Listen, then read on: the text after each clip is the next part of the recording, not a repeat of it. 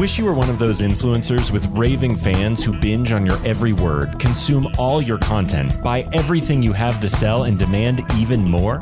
Then stay tuned while Authority Magazine columnist and BuzzFeed contributor Tracy Hazzard shares strategies, tips, and tactics from top videocasters, podcasters, authors, and social influencers on creating that bingeable factor. Now, let's join Tracy as she explores how to rise above all the digital noise with the Binge Factor. Hey everyone, welcome to the Binge Factor. I'm Tracy Hazzard, and today I'm bringing you a totally driven podcaster. I'm bringing you Diann Wingert. She is the Driven Woman podcast, and she has got a show that she has really committed to over the last year. And she should be celebrating all of the commitment she's made and living up to the delivery of those episodes week after week after week. And it was a long haul for her. And I can't wait for her to tell you the story of how hard it was for her to get her podcast started, because it might resonate with so many of you out there. Diann Wingert is a mindset and productivity coach for female entrepreneurs. During her 20-year career as a licensed psychotherapist, she works with hundreds of ambitious women who struggle with habits and mindsets that help them back. After realizing that psychotherapy was not the answer, Diann trained and certified as a coach in order to shift the conversation from problems to possibilities. Her jam is helping with the driven but distracted woman eliminate procrastination, perfectionism, and people-pleasing so she can level up her business and her life. She is an expert in ADHD in adult women and the mental health challenges of entrepreneurship. And wow, do I want to clap when I hear someone say mental health challenges from entrepreneurship. It is not for the faint of heart. It is not for those without the right mindset. It is not as easy as you think to be an entrepreneur. And it is not as easy as you think to be a podcaster, which is why I'm so glad that we're having this conversation with Diann today. So the Driven Woman podcast, let's hear it from Diann Wingert. Diann, thanks so much for joining me. You know, I love the model of your show. So I'm really excited for us to dive into how it works and how you developed it. And what I learned today from listening to your podversary episode, and I love that title, podiversary. I love to make up words. I love that. But listening to that was I got to hear how much training and podcasting you actually took before you got your show started. Would you tell the listeners out there, because a lot of them are in that same place, that first off, because of who you are, reassure them that that's okay. But also tell them some of the trainings you took and what finally got you to start it. I think this is a really interesting story. It's not one I'm necessarily proud of. In fact, it has some real cringeworthy moments. But the more podcasters I come in contact with, the more I realize this is actually not at all unusual. So my husband and I were going to move out of the country. In fact, we were going to move to the Middle East for a period of 3 years.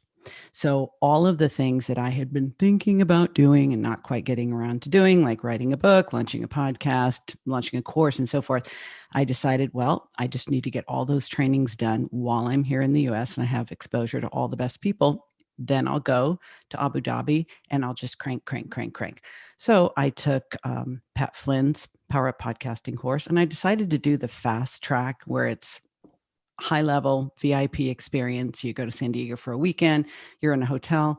He gives you all the equipment. It's 2 full days with his team. They produce your show art. I mean, it's really, really a nice experience. And I didn't launch after that. Now, we did not go to the Middle East, so that was part of it. But months went by. I was still here in the US. I still hadn't launched. So I took another podcast preparation course from a friend of mine, Jackie McDougall, called Find Your Voice. This was a very different kind of course, but I already had the equipment. I already had the show art. I had the name and everything. And I went through that. I was extremely helpful to all the other people taking that course because I was kind of half a pro by that time. I knew more than the others, let's put it that way. So here I was being really helpful, giving other people feedback, taking action of my own, not so much. So here I was 2 years after. And in the meantime, Tracy, we're talking 2 courses now and probably no less than 10 books on Kindle about podcasting, about interviewing, about media, and so on and so forth. Let's just say I had many thousands of dollars and many hundreds of hours, not to mention listening to countless podcasts and taking notes on what I liked and what I didn't like. So I think in terms of my preparation for launching, you would have to give me an A++. I do. We have so many people who wing it, and you are the opposite of that. And you know what? The thing is that my last name is Wingert, and I have been known for winging almost everything all of my life. So when it actually came to launching my podcast, it was uncharacteristic for me, Tracy, to be so bunched up, so overthinking, so over preparing. And I can't honestly say fully all the reasons why, other than I think I was just scared. I was just scared to put myself out there. And I don't know if I was more afraid of failure, success, criticism, nothing. I didn't even know. I don't even think I got that far in my mind. I was just getting ready. And what I can tell you now, anyone who's listening, who is in this place or going through this place and thinking there will be a magic point where you will feel prepared enough, ready enough, learned enough, and then you'll pull the trigger. It's not true. It's simply not true. You could actually start tomorrow and your show wouldn't be any worse than mine was when I first started. Well, and yours was pretty good. So let's give yourself a lot of credit. That prep is evident. And I say this because I listened to thousands of podcasts over the time. So your prep has evidence. So it's actually very good. Thank you. You really didn't have a reason to be holding yourself back there. So glad you got over that. What did you do that sort of broke through for yourself? What was that thing that, kind of helped you do that? I got sick of myself. I honestly thought, I guess it was my ego. I guess you could say it was my ego, being completely honest. I was watching all these other people launch in the meantime, and I'm listening to their shows and I'm thinking, it's okay. It's good. It'll get better. But there isn't anything that anybody else had, in my opinion, that made them any more qualified or deserving of having a podcast than me. And I realized I was just, can I swear, by the way? You can. We'll beep it, but you can swear. I think I was just full of poop. I was just full of poop. I was full of excuses. And I got sick of myself. I just decided, okay, this is nonsense. You are just making up excuses and believing them. And at some point, you're just going to talk yourself out of it altogether because you're going to think, well, now I've waited too long. And that was the moment when I thought, I just need to name it and claim it. I just need to set a date on it, tell somebody, and just do it. And so really, it was nothing more than that. And I think, I've gone through different periods of my life where I said I was going to do something and I didn't do it. And I said I was going to do something and I didn't do it. And then you realize you're kind of like the boy that cried wolf, and people don't take you seriously. And I have big dreams, big goals, and big plans. So if I can't take myself seriously, that's a problem. And then I said, I'm doing this. No turning back, no looking back. It doesn't even have to be good. It just has to be now. And well more than 100 episodes, or well more than a year later, right? So you've been doing this how long? I think we just published episode 61 this week. 61. So you've really made it. And this is the thing. You celebrate your podiversary episode and you share about the podcast story, which I really love that you did that for your audience, because, people are curious about that. There's lots of people who think in the back of their mind, I could be a podcaster. And they don't take action because they don't have any sort of behind the scenes reveal, which you do. And I love that about what you're doing. But you also took a moment to celebrate. And this is something that I feel that we don't do enough as humans. We don't do it enough. As women, we don't do it enough. Agree. And and as podcasters, we don't. And that's why I for the first time ever, I'm working on my 100th episode. Your episode's going to come right before that. And I'm working on my 100th episode, trying to work on a very big celebration of not just me, but all the people who've participated who are still podcasting, right? Because some of them are not. And I want to have a big shout out and celebration about that, because as you point out in your podversary episode, there's a lot of pod fading going on in there. So there's a lot of people who quit, and you didn't quit. You showed up week after week after week, and you should be so proud of that. And you should get to celebrate that. So kudos to you. But what I realize is there must be a critical mass when you've gone past that point that you're no longer at risk for pod fading. So at almost 25,000 episodes, I am past the point where they think I need those little pats on the head. So I have to give them to my team gives them to me and my listeners give them to me, but I need to give them to me because it is no small thing to be consistent at anything, even something you love, and to keep on going. I don't want it to get to the point, Tracy, where I'm just thinking, well, yeah, you have a podcast. And it's one of the things you do. And I'm like, no, girl, you're going to celebrate that 25,000. You're going to celebrate that 50,000. You're going to make a big deal. I say I'm learning how to play a musical instrument, which is tooting my own horn, because that was always considered unprofessional before. But now I'm like, no, girl, you celebrate. You have to celebrate this because, it seems effortless on the other side. And your show does really have an effortlessly feel to it, which I'm sure is something you've learned from all the research you did. But that it's not true. It's absolutely not true. You have to really think these things through. You have to come up with great topics. You have to find the right guests that are going to be really good and add new value to your listener base. So these are not easy things to do. And yet you do that and you show up and you're not really being paid to do that. You're paying to do that. Yes. That's the part that my husband still doesn't quite understand. Like, wait a minute. You're paying people to produce your podcasts, which how many clients did you get from this? I'm like, it's a little more complicated than that. But, my first career choice, I wanted to be in broadcasting and journalism. I have a communications degree from UCLA, and I got some really bad advice from a guidance counselor that talked me out of it. So I like to think that my podcast is finding my way all the way back to what I wanted to do many years ago and didn't. And I'm doing it now. And it's work, but it's also very satisfying.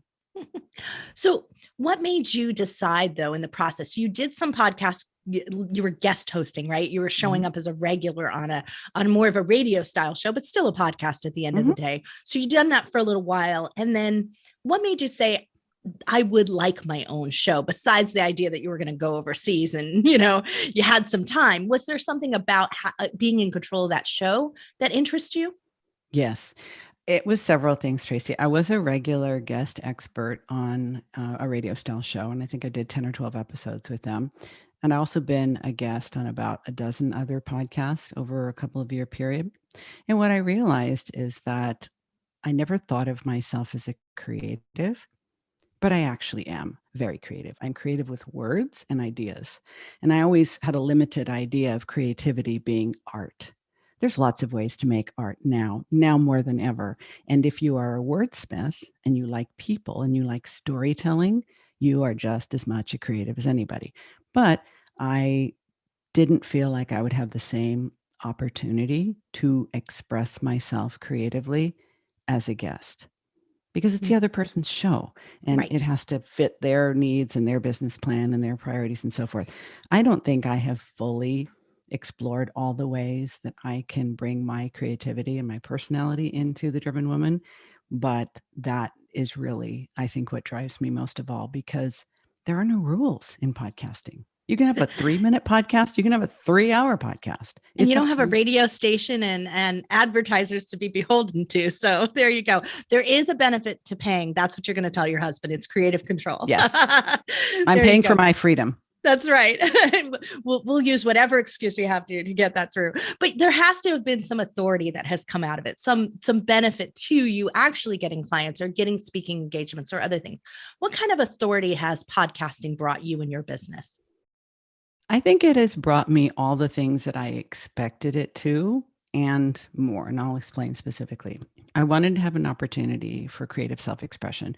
I made the choice to have an explicit rating because I was a psychotherapist for 25 years. And in my private life, I like to drop a lot of F-bombs and a few other colorful words.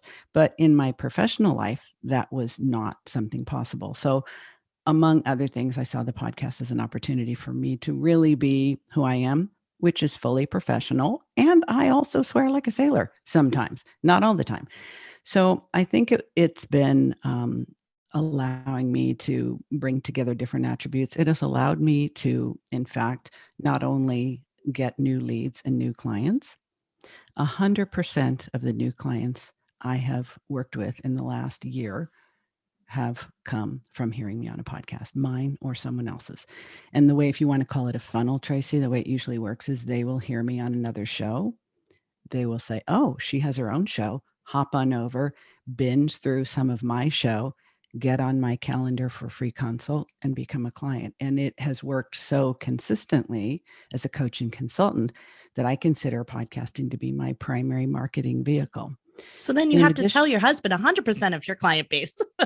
It's absolutely true. Also, I love other podcasters. And I love connecting particularly with other female podcasters because we are in the minority in the industry. And it just feels like it accelerates the know, like, and trust factor. I mean, I meet people on social media. I meet people on LinkedIn, Instagram, Facebook, and so forth. I meet people in different groups I'm a part of, and I'm a member of several online membership communities. I meet people in all those places.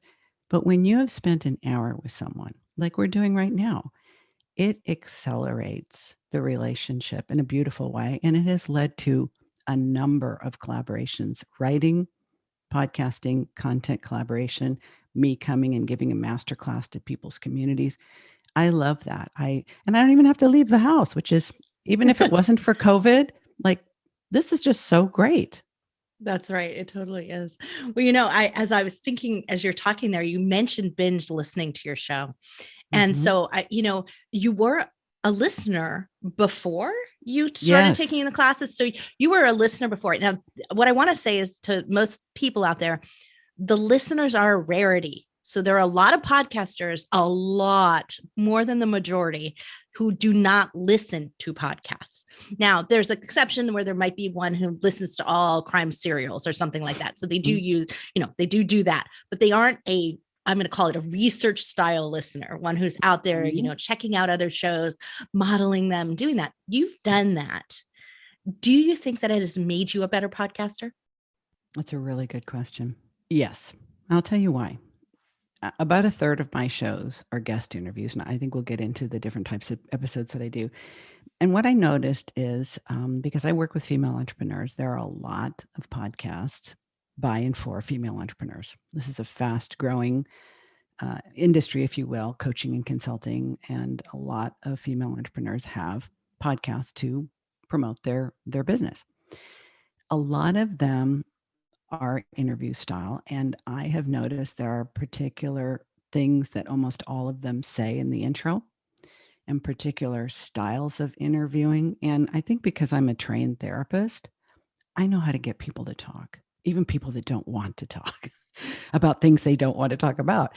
And so, and I'm just a really nosy, curious person who really loves people and really loves helping people. So I think I brought a lot of skill to it, but I didn't know the media aspect. And having someone in a therapy room or even in a coaching call, it's different than an interview where you're really hoping to not only bring out the best in your guests so that you make them look good, but you're also demonstrating your own skill and expertise and relationship skills, because the people that are listening might want to collaborate with you, might want to have you on their show, might want to be a client. So I think learning, it started with what I noticed I didn't like. And maybe it's the process of elimination. Like, well, I'm not going to do this, and I'm not going to do that, and I'm not going to do that. I don't think I've modeled myself after anyone, but I know right away what I like and what I don't like. And I think I've just instinctively moved away from that. Like, I love doing the client success story episodes, and they have turned out to be among my most popular. I don't think I thought it through strategically, like, well, this gives people the opportunity to hear what it would be like to be one of my clients and to see what kind of results I help my clients get. I first started doing it because I wanted to reconnect with some of my favorite people after they stopped working with me. I'm like, you got to come back and we need to have a chat. But then I realized no, this is really very skillful and strategic, and people love them. And oftentimes those clients come back and work with me again or refer people to me. So there's nothing I don't like about it. So let's go into because you're a therapist. So I'm going to do my little bit of psychoanalysis here on your show. And right there is the tipping point to what is so great about your show. So you have clearly done interviewing study. You're great. You're great at asking questions and having curiosity. I can tell that you're curious deep about a topic. So when you do a topic episode, you've got stories and you've got books that you mentioned. So you've got a lot of details and information that is built in to what you're going to talk about and how you're going to talk about it. So your grasp of a concept, grasp of the person that you're going to interview, it's all there.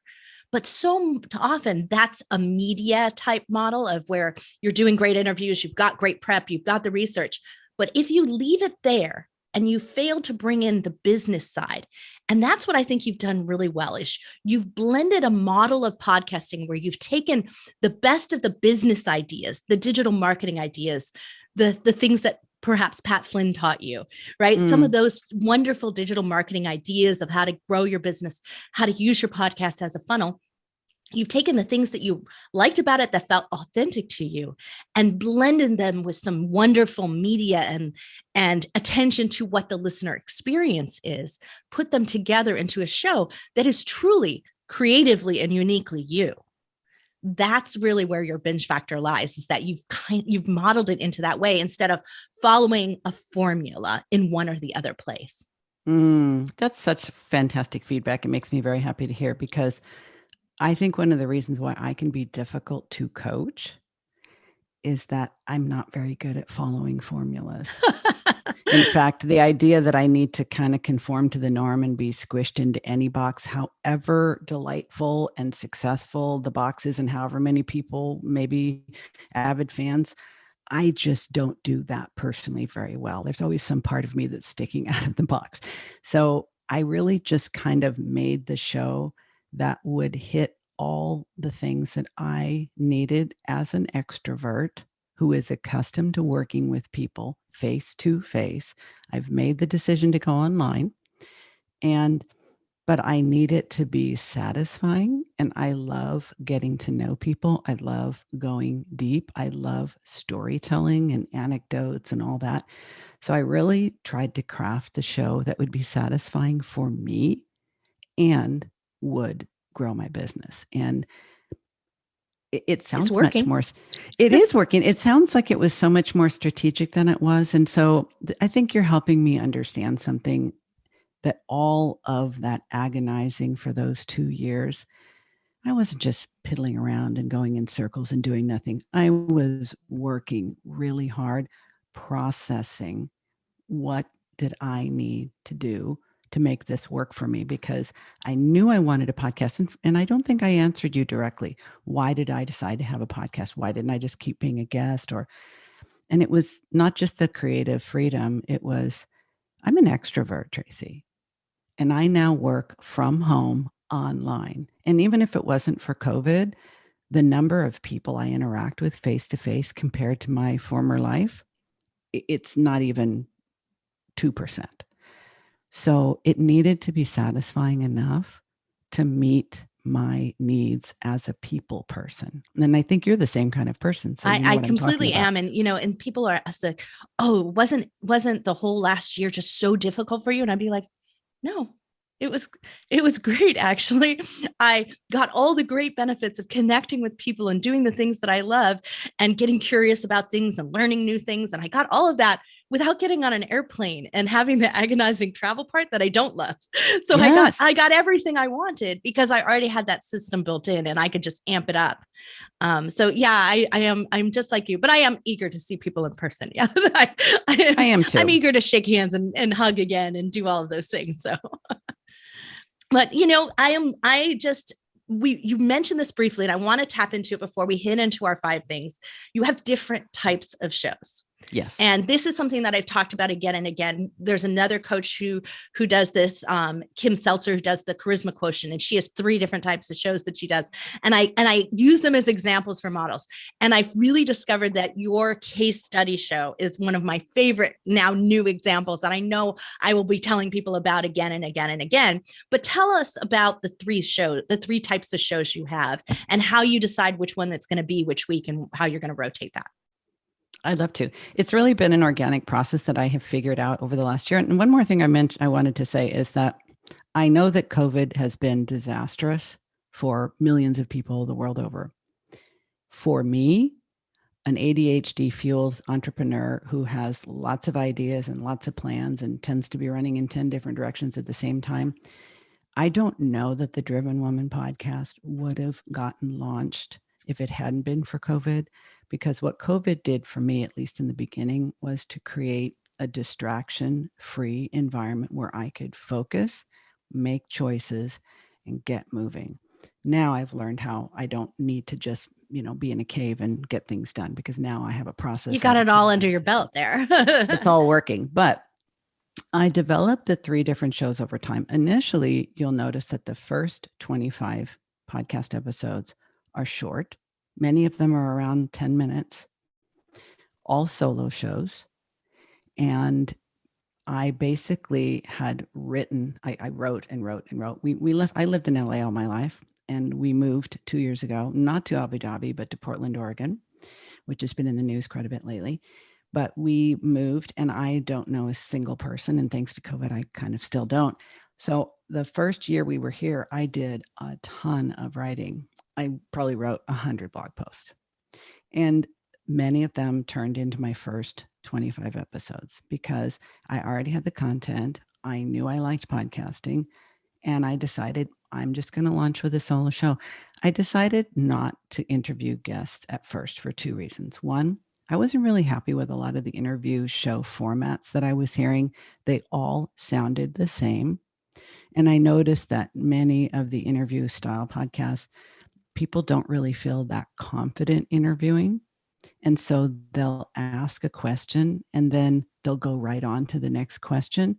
I'm that person who wants to go to the next level down and the next level down and the next level down. Forget the whole rest of the questions I have on the paper. I'm going to follow my curiosity and my interest to bring out a story from this person that maybe they haven't even shared on another podcast. That's what drives me. So I didn't want to start doing interviews until I was certain that I liked being a podcast host. Good plan. I didn't know if I could create the systems, if I could create the consistency, if I liked talking to myself enough to not just be a guest. So I thought 25 episodes, that ought to do it. By then I had the systems, and I was starting to get a little bored talking to myself in the closet. So I started doing the guest interviews. And I think I'm trying to remember exactly when I did the first client success story. I didn't even plan that. By that time, I thought, okay, I'm just going to alternate solo, guest, solo, guest, solo, guest. That's a nice cadence that works for me. I'm not always talking to myself, and I don't have to do quite as much outreach to line up guests and all that. But I ended up having such a fantastic relationship with one of my clients, and I just wanted to tell the whole world about the results that we created together.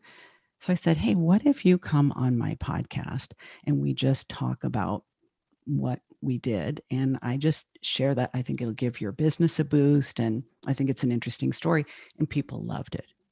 So it was, I guess, in a way, kind of an experiment or even just an impulse. Maybe it could have been a one-time thing, but I thought, oh, I like this. And then I started, as a result of podcasting and being a guest on other shows, I started attracting more ideal clients.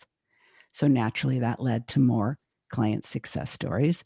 And now I have a whole bunch of them lined up to record because I love doing them. And people love to be able to say, this is where I was and here's where I am now. And it's thanks to you. I mean, they want to do it. Right. So, well, and that's the thing, that you're allowing them that little bit of celebration that they maybe didn't get in their regular life and what's going on in the business, because it maybe happened slower there. But here you get to talk about it, and it's like the sped up model of, wow, look where I was and where I am now. Yay. So that's also important too in your process.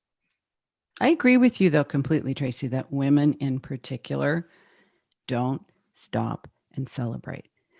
All the women I know are high ability, high achieving, very driven, very type A, very success minded. And we kind of take all of our accomplishments for granted. It's like, yeah, of course I got an A. I'm an A student next. And it's like, no, like one day you will burn out. I promise you. So let's celebrate, celebrate, celebrate. Even if you don't think you need it, even if you don't think it's a big deal, it's a big deal. Just do it anyway. I had a coach who once said to me, "It's like, Tracy, when have you ever celebrated? When have you celebrated a birthday? When have you done any of those things?" And I was like, I don't know. It was the celebration usually means like, okay, I did it. Now where's the next goalpost? Right. Yeah. It's like, that's not a celebration. So, well, and the ironic part is that I actually, I never had a lot of birthdays, and I'm not blaming my parents or anything. I love my parents. They always made me feel special, but I never had a lot of birthdays. So my birthday's right before Christmas, like literally right before Christmas. And my sister's birthday's 5 days apart from mine. So bad timing, it's the worst time of year to have a party. So we just never had a lot of parties. So I went into, as an adult, one of my businesses that I had, quite a while ago, but I threw birthday parties for tween girls. And I used to throw like 9 birthday parties a week in this store that I had. And so my husband goes, haven't you celebrated enough? So like, there was like, yeah, but again, I celebrated everybody else and still not me at the end of the day. So yeah, this is one of my things that I'm focusing on and working on personally. I think you like extremes. I think we could be very good friends. Yeah, I think we could be. Absolutely. Well, let's talk a little bit about the 5 things, because I want to make sure that we touch on them, because you're doing some things that are interesting in the way that you've structured your business. So let's talk of the business of podcasting. You've structured the business of podcasting. So let's talk about this. Have you really put a specific effort into finding the right type of guests that are not your case studies? Because obviously you know who those people are, but getting other types of guests. What do you do to get ones that you think are going to be valuable to your audience? I think this is where I am right now, Tracy, to go to the next level with my podcast. I think I've already identified one of the things I need to do. When you have an interview style show and you are listed on any of the directories, Audrey.com, Matchmaker, FM, Podchaser, and so forth, you will start getting pitched like a lot. And some of them are real randos. I'm like, did you read the description of my show before you sent me this email? And some of them are like, oh, and I think you have to be careful and strategic, because at first it may seem very flattering that, you want to come on my show? Oh, that's cool. And you mightn't be inclined to say yes to a bunch of the wrong people. So I think I do a very good job of screening the pitches with my team of who is actually a good fit. I've gotten really good at saying no without feeling guilty or being overly apologetic.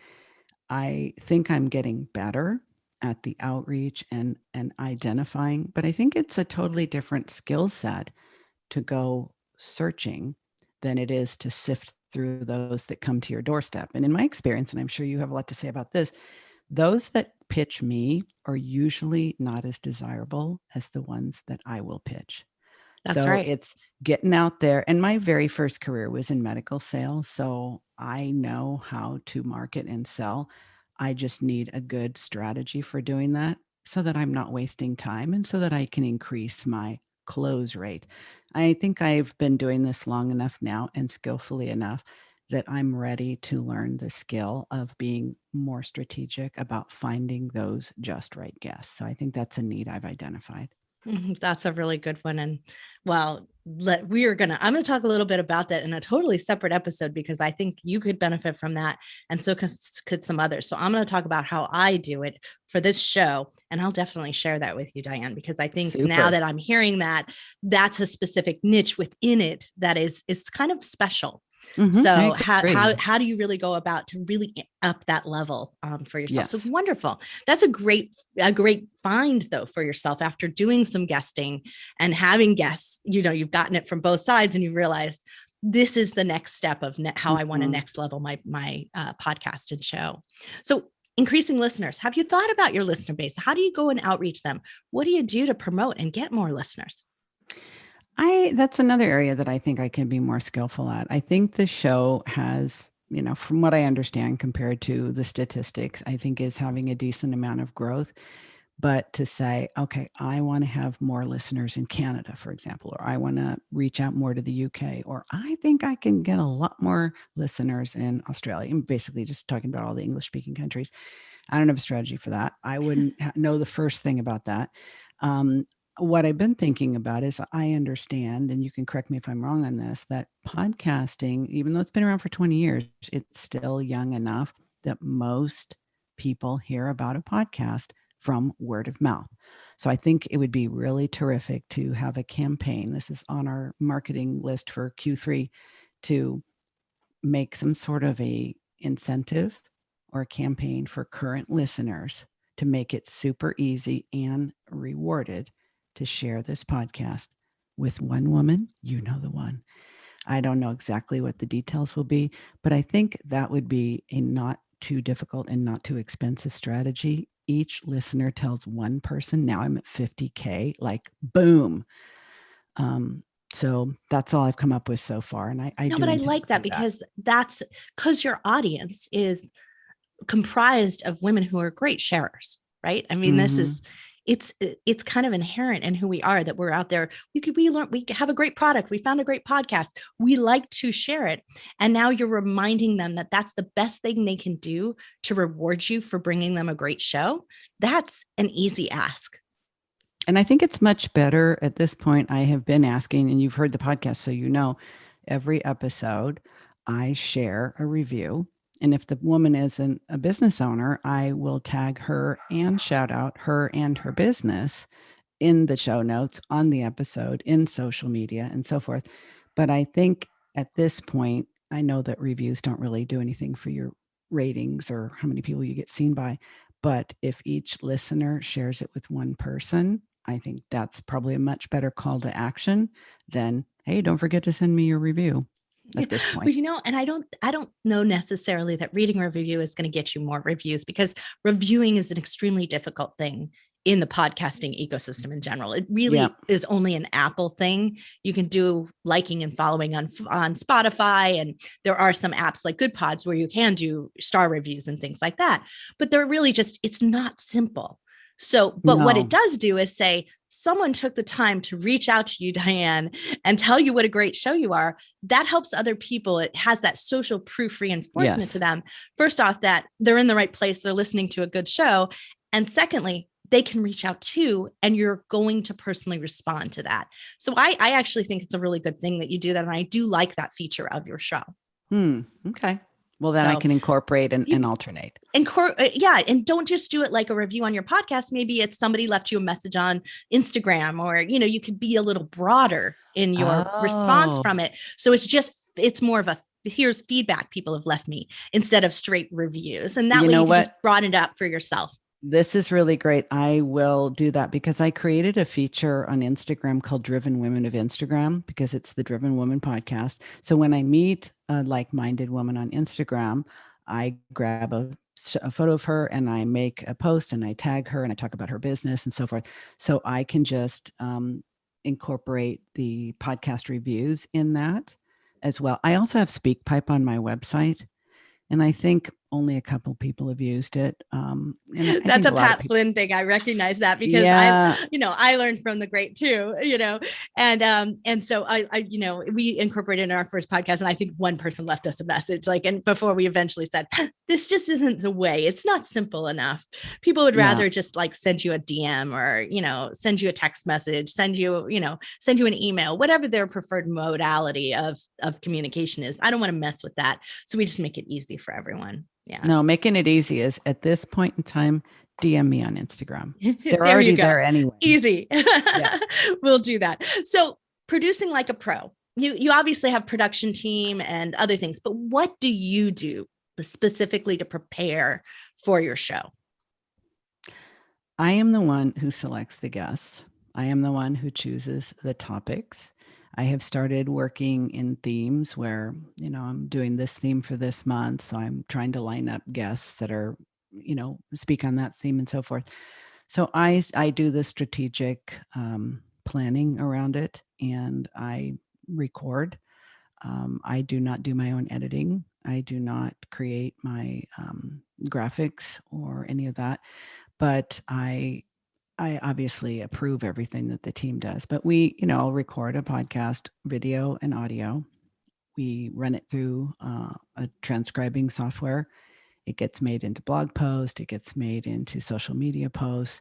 I create the graphics for my team and also to share with the guest. I send it out in email. So I would say the pieces that I am exclusively responsible for, I do choose my own guests. I wouldn't mind handing that over. I feel like I don't like to hand anything off that I don't really understand yet. I don't want to be that hands off. So once I understand it and I can give the proper level of oversight, then I'm more than happy to let someone take it away. But I've been in this situation in the past, Tracy, where someone on my team knew more about something than I did by a long shot, and then they left.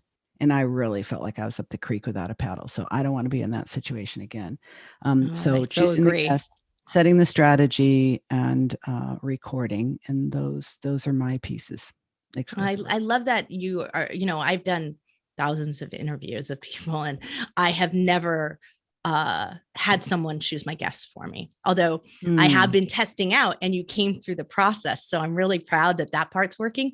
I do get so many sort of requests in and people who nominate others and other things like that, that I have had a team do a quick screen through it and will like say, I don't think this person's right because of that.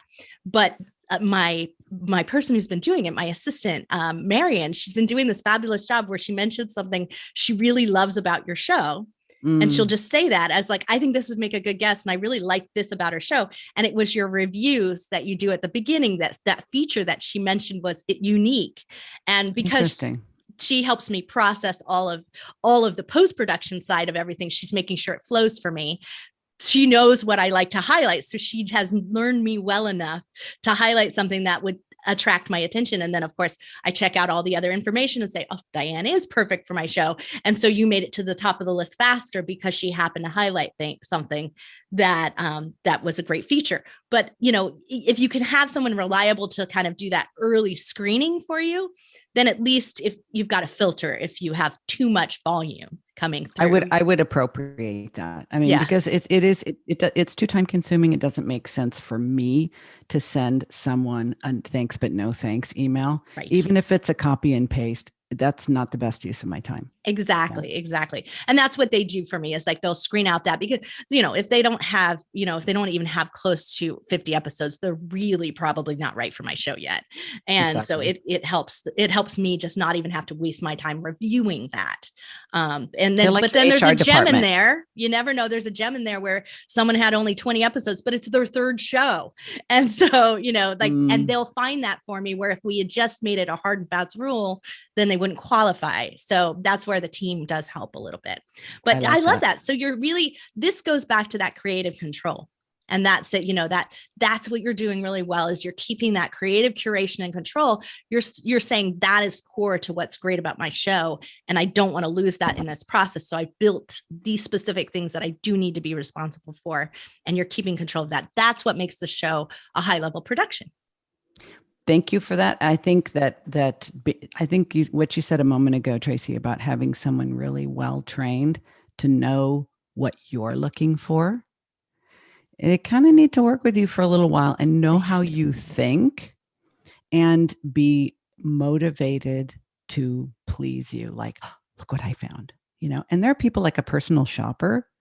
Like, I don't like shopping, never liked shopping. If I had someone who literally knew me, knew my body, knew my style, knew my taste, knew my preferences as well as I did, and loves to go out in the wild and find something and bring it back and go, look, and they're super excited, I would like, you are going to be with me forever. That's right. If I could find that person for the podcast, like, you go find me those perfect guests and then lure them in here, and then I'll chat them up and we'll love each other forever. We'll get this. We're going to have a great relationship going on, right? Exactly. I love it. Well, good. Now, encouraging engagement. So you've been working on your Instagram and other things. How are you encouraging conversation with your audience and with your guests as well? Because some of them are former clients, or former and current clients. So you want to encourage engagement with them, because then they come back and they do some more work with you, or they refer someone.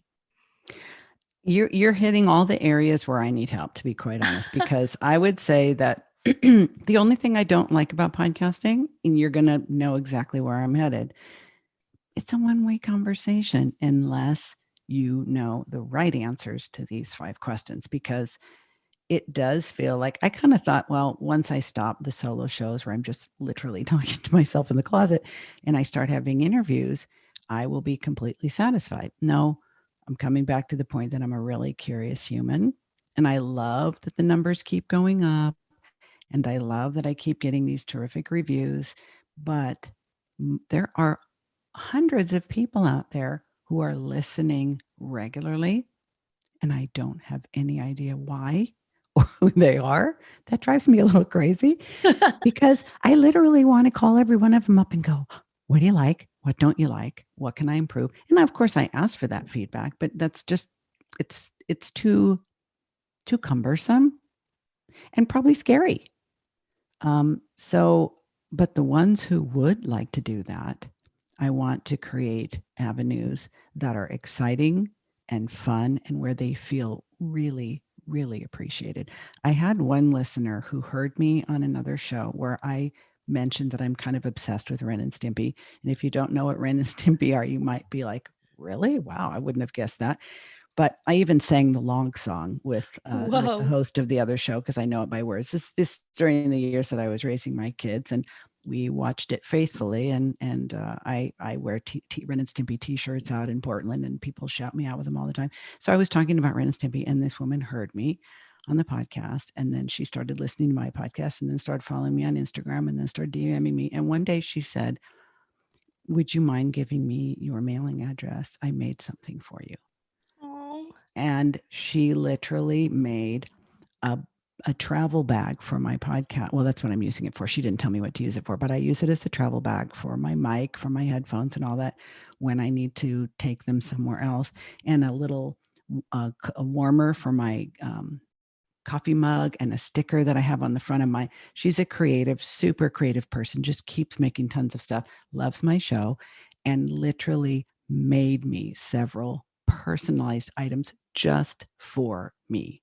So I'm like, so fabulous. super, super satisfying. Like, and obviously I'm not trolling for people to send me gifts, but if we could have more of a back and forth conversation, I would love to have listeners come on the show. In fact, I've been thinking about whether that will be my 100th episode, but I don't know. You can tell me.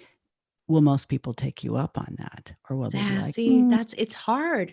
And, especially in certain areas, right? In your particular topic area might be more difficult than others. Yes. Because, if I'm a woman with ADHD, or if I'm and I'm a driven woman, do I want other people to know? Do I want to voice that out? Or is this a hidden, a hidden gem of help that I'm kind of hiding it? Right. I mean, we all have those Kindle books that we don't want anyone to know that we're reading. We all have the podcasts that we don't actually put in our playlist, but we've subscribed, that those are the things that are personal to us. And some of our shows are like that. And that doesn't bode well for engagement, but it does bode well for someone reaching out when they're ready for help. So it does lead to clients, and we have to remember that. But it does lead to clients. However, you are speaking to my pain point, not only for my podcast, for my business, is that I am that best kept secret. And in order to grow and reach and help more people and have more impact in the world, you need to be shareable, and you need to be something that people don't feel reluctant to talk about and to say, yeah, I listened to this.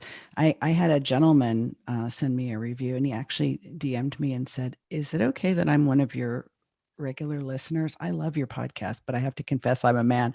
I laugh so hard I almost peed my pants. I'm like, of course, you're welcome. Some of my favorite clients are men. They've always been men. I have 2 sons. I have a husband. I have a male dog, but I market to women because I find the things that I talk about tend to cause more pain for women. But, I don't exclude men. I just don't shout them out. So I thought that was funny too. But I would love to have more back and forth. I'd love to have more engagement. Obviously, speak pipe is not the way to go. Yeah. Yeah. I mean, because again, it's still them leaving a message. So it's still one way, right? True. We need that dialogue going. Well, there's some new things. And, this is why I asked this question, because some people are onto something that's working and some people aren't. And, what are some ways that these things can start working for us? And, there's group ideas. Some people are using Clubhouse. Facebook is starting their version of it. Twitter has theirs. Like LinkedIn is coming with one that I hear could be really great. And that might be ideal for the type of woman you're inviting in. But then again, it might not, because what if it exposes to her LinkedIn audience that she's participating in this? Like, maybe she doesn't want that. So, this is where we just don't know till we research, test them, see who's doing something well there. And that's part of why I keep asking this question, because maybe we'll hit on something that is like, oh, that one would work for me, even though it didn't work for you. I love that. Yeah. So the last question I usually ask of our 5 questions is about monetizing your show. And clearly you've already said that money's going out, not necessarily coming in, although clients are. But, have you thought about that? Is it even important to you to monetize your show in any way? Well, that's the M word that, at some point everybody talks about. I think of monetizing my show as it's my lead marketing platform. And I attract content collaboration partners. I attract speaking opportunities. I was just interviewed for a guest expert for a book as a result of my podcast. So I see myself monetizing my show. I just was pitched by my very first potential sponsor. And so I'm needing to make a decision about that philosophically. Do I want to have any advertising? Do I want to have any sponsors? I've been thinking up until now, no, because you said the C word and I admit it, I do like control. But when I think about monetizing, I think, I understand there's now the paid subscription podcast. And that is something I'm interested in, because not everyone who would benefit from learning from me is going to become a coaching client. Might they purchase a subscription to a special RSS feed, special podcast that does a deeper dive? And I don't just inform you about something, but I give you action steps and some kind of accountability. I'm open to that. I love being relatively new in the development of this new media because of all the places it might go. And I just have to slow my roll and not try to jump on every bus that's coming through town, and just see, okay, which ones are the right fit for where I want to go. Yeah. Yeah. Good. I love that when people are taking the time to decide whether monetization is right for them, because you can take in a sponsor and then realize that you exchanged, hundreds of dollars for pennies at the end of the day, because it actually turned out to be a detriment to your show. Yes. And, and you just don't know if that's going to be the case or not. And then there are other sponsors where it's extremely valuable to you and your show, and it creates a great joint venture partnership and other things. We just had Crystal O'Keefe, who has a great partnership with Peloton for her show, The Clip Out. Makes complete sense that she's doing that, right? The show's all about them, and they don't compromise her ability to criticize them and talk about what they're not doing right. It doesn't compromise that at all. It's just encouraging more conversation in the community, and that, and they're good with that. So she also set up the structure of the monetization right for her as well. So, there's always a way to get around that. So take it slow. I especially take it slow if the show is really doing so much great lead generation for you. It can be so difficult to start inserting monetization in and have it derail all of that. And months go by and you realize, wow, I didn't get as many speaking engagements and I didn't get as many clients. And how did this happen? And it's not always then a direct path back to that monetization choice you made. So yeah, I've also thought another thing I'd like to get your feedback on this, Tracy, is that, podcast collectives are kind of a thing. And I've sort of looked at them with a little bit of a side eye because I'm not really sure about the benefits. I like having the creative control and the freedom, but as a sole operator, you're a little bit lonely and not as well connected. So where I see monetization being most beneficial to my personality, my stage of life, and my show and business is more collaborating with other content creators who are serving adjacent audiences where we create things together that have been or benefit to both of us. Yeah, I'm a fan of a collective, or sometimes we call them pods. If you're an Instagram, that might be an Instagram pod or a LinkedIn pod, when there's a lot of similarities in audience. Right. When you have too much diversity there, we tend to have it not work out for us. It gets watered down. Just being in a women's collective could actually be detrimental to you. But being in a, women's CEO collective could be extremely beneficial to you, right? So picking and choosing, and I'm a fan of like going in and participating and finding out how it feels before you really dive all the way in. So any that can allow you to sort of test it out is always a good plan for me. I've been testing out a few LinkedIn collectives, and some of them I'm just start not working out. Well, you have to, it's kind of like all entrepreneurship, Tracy. I think being willing to try something and know that you can always say, you know what, it wasn't for me. It was an experiment, right? We learn a lot from our research and experimentation. So I am a fan of always being curious, trying something, experimenting, but also being able to say, yeah, that didn't meet the expectations I had. But I always go in with the screener of, I'm not just going to try anything and everything. I need it to be an audience match. And if there's not a clarity of that, then I'm going to say, let's wait a little bit longer till you can answer some more of my questions about this. And then it would be the right time for me. Agreed, 100%. Well, good. Well, before we go, I want to make sure, Diann, that you give you're a therapist here. So, not anymore. An ex-therapist. Former therapist. Former therapist. So, but you can't leave that behind. There's got to be some things that you've noticed from some people that are podcasting or thinking about podcasting that's been hanging them up. What advice do you have for our audience who might be in those sort of on the cusp? Am I going to keep my show? Do I keep going, or do I even start my show? I think that the questions that a person who's thinking about podcasting are a little bit different than the person who's thinking about, should I continue? Right? So the person who's thinking, should I do it, is, they're dealing with fears about visibility. They're dealing with fears about, who am I? What do I have to say? Imposter issues. Who am I? Do I know enough? Can I do this? Will I like it? Will anyone care?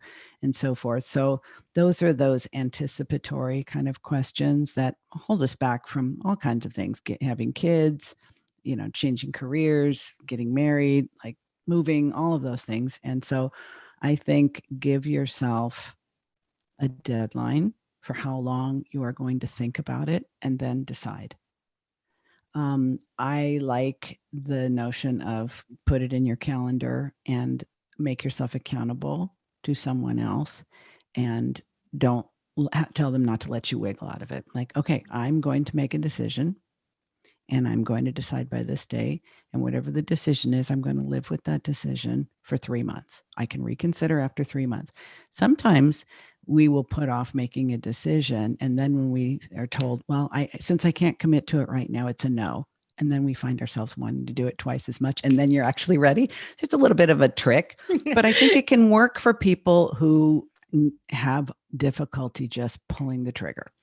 For the person who's already podcasting and is maybe, let's say, 10 episodes in, so they're not in that trying to figure out what goes where and what's an RSS feed. They're past that point, but they're realizing the novelty has worn off. The shiny object syndrome has worn off, and they're realizing, oh, this is actually a practice. It's a commitment, and it's a routine, and it needs to be a part of my life that has dedicated focus and effort and consistency. I think it's really important to ask yourself what your why is at that point. Why am I doing this? Am I doing this because I'm a solopreneur and everyone else in my online community said, oh, I'm starting a podcast, and I just hopped on the bandwagon, but I actually don't know what I'm doing here? that might be a really good opportunity to pause and reconsider. But I think fundamentally, being able to stick with something once the novelty wears off, especially as a person with ADHD, you kind of have to give yourself a chance to say, okay, you know what? It was an impulse. I followed it. I jumped on the bus. I didn't even ask where the destination was, and I really don't want to go there anymore. It's okay. You can just tell your audience however small. Give yourself permission. You know how many things I've walked away from in my life? And the only change I would make is I would probably walk away from just as many things, but I would let go of the guilt and shame I felt for doing so, because if you are taking chances, they're not all going to work out. And if this is one of the chances you took and it's not working out, be honest with yourself and let it go. But if you're just realizing, oh crap, this is work, and I'm not feeling the passion that I was when I first started, when it was new and shiny, of course you're not. You're not getting the same dopamine.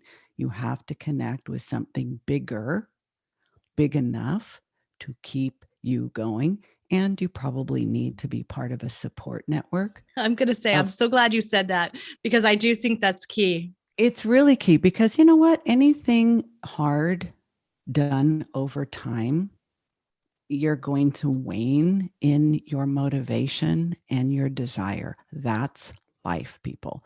But if you are part of a support group, not a support group, you know what I mean, a supportive community of people that have all declared, we're doing this, they will keep you in the game. And I belong to one for Peloton. I belong to Oxygen, because you know what? It doesn't matter how motivated you are at the beginning.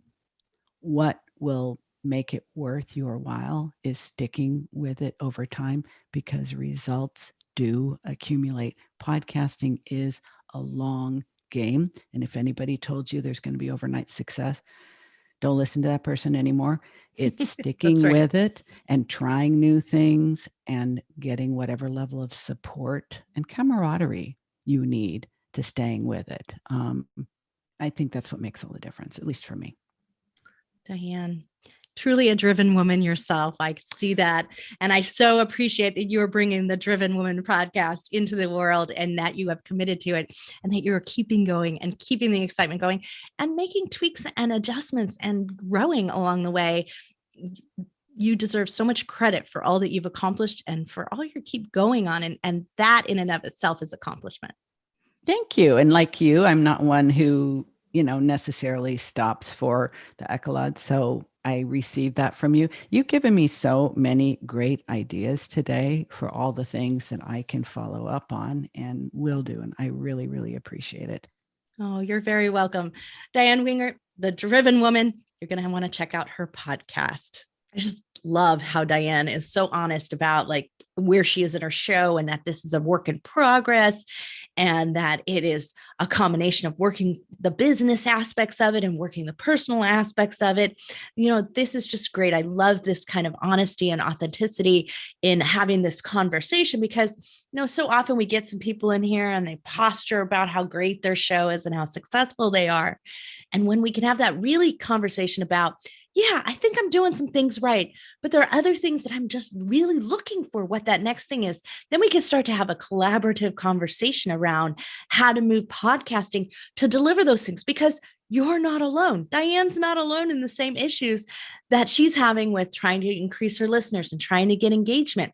And you're not alone. Diann was there for you when you were trying to figure out how to get your voice and message out to the world. And you're sitting there maybe with some of those things that are holding you back, and listening to someone like Diann be able to tell you what it took for her to make that decision, what it took for her to bring that accountability to herself, to be able to bring her show out. And now how rewarding that show is for her and for her business.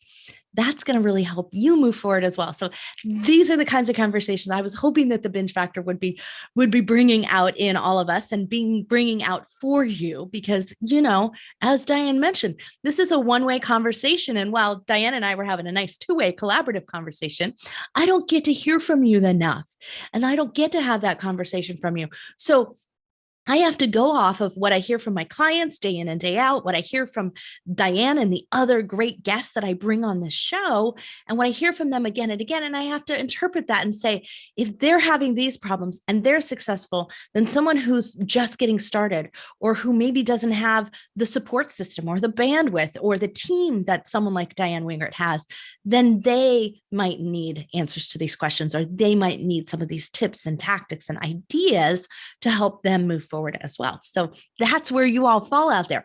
But as with Diann, you can reach out to us. You can reach out to Diann at The Driven Woman. You can check out her show. She said DM her on Instagram. So she gave you direct access to that. As always, for every expert that we have in here, you can go right into the blog post for this episode at thebingefactor.com, and you'll be able to connect up through all of that. And as I mentioned, there's like a little, I mentioned it briefly on the show, Good Pods. Good Pods is one of these great new apps that are out there. And I say it's not new because it's been out for a while, but it's got some new features on it that are really going to serve you well if you're an indie podcaster. So you're going to want to check that out, and you're going to want to see what Diann is doing with it and how she's getting highlighted, because I took the time to listen to her show on Good Pods. I actually got her a listener right then and there while I was doing my research. And so I was able to highlight her and get her seen as what I was listening to. So it made other people want to listen to her. Isn't that kind of a cool environment? So we're going to do some more with Good Pods. I'm going to get JJ Ramberg on because she's one of the co-founders of it. I'm going to get her on the show, and we're going to talk some more about how we can start this more collaborative conversation with our listeners, with our audience, and how we can maybe push them into some apps that are serving them better than the general podcast apps that are out there that are, that while they're great, they're getting us listeners, but maybe they're not serving that conversational mode, that engagement mode that we're all seeking. And maybe there's some other tools out there. So we're going to start looking for them, and we're going to start talking about them. So be looking for that. Go check out Diann Wingert's show, The Driven Woman. There's a couple of things I want to point out to you that you should really take a look at. Take a listen to how she reads the review.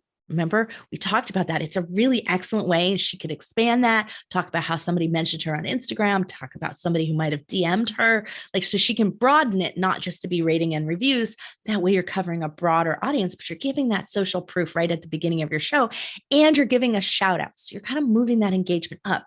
That's going to be really good. Really take a listen to the different types of episodes she has. Take a listen to those solo episodes. Take a listen to how she does the case studies. I especially want you to take a listen to those, because the case studies don't sound like this glorified testimonial for her. They're actually really a story-based conversation, a deep dive into where that client of hers was at the beginning, where they're moving to, where they achieve some level of success, where they're moving to next. And it gives Diann the opportunity to create a further conversation with someone, so she can nurture her clients into being returning clients or getting the next step clients. She can also remind them that she was a part of that success with them and gain a referral from that. So you don't need someone to rave about you on the air as much as you need to be in that conversation with them. And she does it beautifully in those episodes. So take a look at the case study episodes. Those are some really great ones as well. So these are just some things I wanted to mention. The one thing I really loved her advice for, and I really want you to take home, is that waiting too long, right? Don't wait too long to get this started.